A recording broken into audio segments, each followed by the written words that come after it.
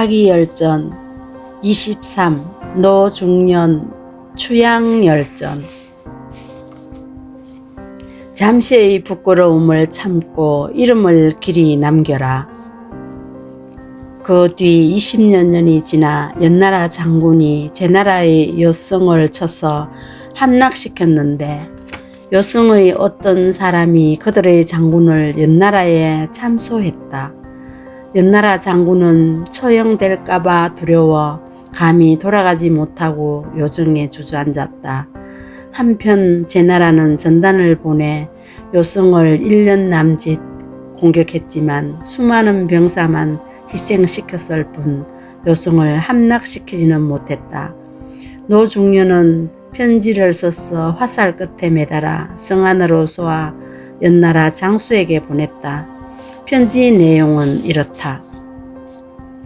제가 듣건대 지혜로운 자는 때를 거슬러 유리한 기회를 놓치지 않고, 용감한 자는 죽음을 겁내어 명예를 훼손시키지 않으며, 충성스러운 신하는 자기 한 몸을 앞세워 군주를 뒤로하지 않는다고 합니다. 지금 장군은 참소를 받은 한때의 분노를 못 참아 연나라 왕에게 좋은 신하가 없음을 알면서도 돌아가지 않고 있으니 이는 충성이 아닙니다. 요성을 잃고 장군도 죽게 된다면 제나라의 장군의 위엄을 떨칠 수 없으니 이는 용감함이 아닙니다. 또한 공이 허물어지고 명성을 잃게 되어 후세 사람들이 장군을 칭송하지 않게 되면 이는 지혜로운 행동이 아닙니다. 세상의 군주들은 이런 세 가지 행동을 한 사람을 신하로 쓰지 않고 유세하는 선비들도 그러한 사람을 입에 올리지 않을 것입니다. 그래서 지혜로운 사람은 과감하게 결단을 내리고 용감한 사람은 죽음을 두려워하지 않습니다. 장군은 지금 사느냐 죽느냐, 영예냐 오욕이냐, 북이냐 처남이냐 갈림길에 서 있습니다.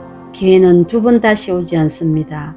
부디 깊이 생각하여 속된 사람들처럼 처신하지 마십시오. 초나라는 제나라의 남량을 치고 위나라는 평육을 공격하고 있으나 제나라로서의 남쪽의 초나라를 칠 생각이 없습니다. 이는 남량을 잃는 데서 오는 손실은 작지만 제수 북쪽의 땅을 손에 넣으면 이익이 크다고 생각하기 때문입니다. 그래서 꼼꼼하게 계책을 세워 대처하고 있는 것입니다. 지금 진나라가 병사를 풀어 제나라를 도우면 위나라는 감히 동쪽의 제나라를 치지 못할 것이며, 제나라와 진나라가 손을 잡게 되면 초나라의 형세는 위태로워집니다. 또한 제나라는 남량을 버리고 오른쪽 땅 평육을 단념하고서도 온 힘을 다해 제수 북쪽 땅을 평정하려 할 것입니다. 제나라는 기필코 요성을 다시 차지할 테니 장군은 주저하지 말고 결단을 내리십시오. 지금 초나라와 위나라 군사는 차례로 제나라에서 물러나고 있으며 연나라의 구원병은 오지 않았습니다. 제나라의 모든 군대가 천하의 아무런 제게도 받지 않고 온 힘을 다해 1년 동안이나 시달린 요성의 군대와 맞붙는다면 저는 당신의 뜻을 이룰 수 없다고 봅니다. 더군다나 연나라는 큰 혼란에 빠져 임금과 신하가 계획을 세우지 못하고 위나라가 모두 정신을 못 차리고 있습니다. 연나라 제상 율복은 군사 10만 명을 거느리고 멀리까지 싸우러 왔지만 5번이나 졌으며, 그 결과 연나라는 만성의 나라이면서도 조나라에게 수도를 포위당하고 땅이 깎여 나가고 군주는 욕을 당해서 천하의 웃음거리가 되었습니다. 나라는 황폐해지고 재난마저 잦아서 백성은 마음 붙일 곳이 없습니다. 그런데 지금 장군은 요성의 지친 백성을 이끌고 제나라의 전체 병력에 맞서고 있으니 그것은 실로 목적이 송나라를 위해 초나라를 막아낸 것에 비할 만합니다. 궁핍해서 사람의 살을 먹고 사람의 뼈를 뗄감으로 쓰면서도 장군의 병사들이 반기를 들 생각을 품지 않고 있으니 그야말로 손빈 밑에서 훈련받은 군대입니다. 이제 온 천하의 장군의 능력은 드러났습니다. 비록 이러할지라도 당신을 위해 생각해보면 병력을 온전히 보존하여 돌아가 연나라 왕에게 보답하는 편이 낫습니다. 병력을 온전하게 가지고 연나라로 돌아가면 연나라 왕은 반드시 기뻐할 것입니다.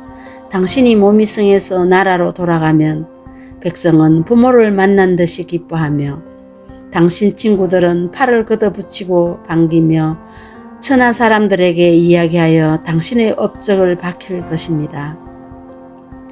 위로는 고립된 군주를 도와 신하들을 통제하고 아래로는 백성을 잘 살게 하여 유색아들에게 이야깃거리를 제공하고 나라를 바로잡고 풍속을 고치면 공명을 이룰 수 있을 것입니다. 공께서 이렇게 할 마음이 없다면 연나라를 떠나 세상 여론을 등지고 동쪽 제나라로 가십시오. 제나라는 반드시 땅을 떼어 당신의 봉지를 정해 줄 것입니다. 그러면 장군은 도주공이나 미공자와 같은 부귀를 누릴 수 있고 장군의 자손들은 대대로 고제호라고 일컬었으며 제나라와 함께 길이 부귀를 누리게 될 테니 이것도 한 가지 방법입니다. 이 두 가지 계책은 모두 이름을 알리고 진리를 얻을 수 있는 방법입니다. 부디 당신은 깊이 생각하시어 그 중 하나를 고르십시오. 또한 제가 듣건대 작은 예절에 얽매이는 사람은 영화로운 이름을 이룰 수 없고 작은 치욕을 마다하는 사람은 큰 공을 세울 수 없다고 합니다. 옛날 관이오가 제나라 황공을 활로 쏘아 그 허리띠의 쇠고리를 맞힌 것은 임금자리를 빼앗으려는 반역 행위였고 또 공자 귤을 저버리고 그를 위해 죽지 않은 것은 비겁한 행동이었으며 몸이 포승줄로 묶여 수갑과 착고를 차게 된 것은 부끄러운 일이었습니다. 세상의 군주는 이런 세 가지 행동을 저지른 사람을 신하로 쓰지 않으며 마을 사람들도 그런 사람과는 사귀려 들지 않을 것입니다. 만일 관중이 옥에 갇힌 채 세상에 나오지 못하였거나 죽을 때까지 제나라로 돌아올 수 없었다면 그는 끝내 부끄러운 행동을 하였다는 욕을 피할 수 없었을 것입니다.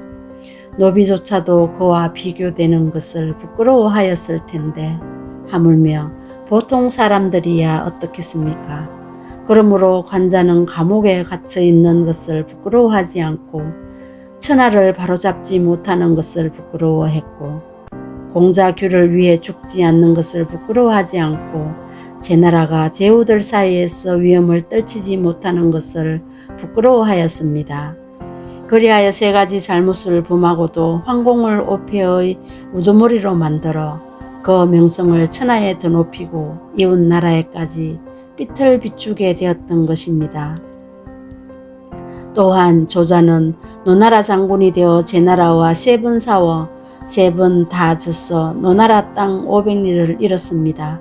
그때 조자가 뒷일을 생각하여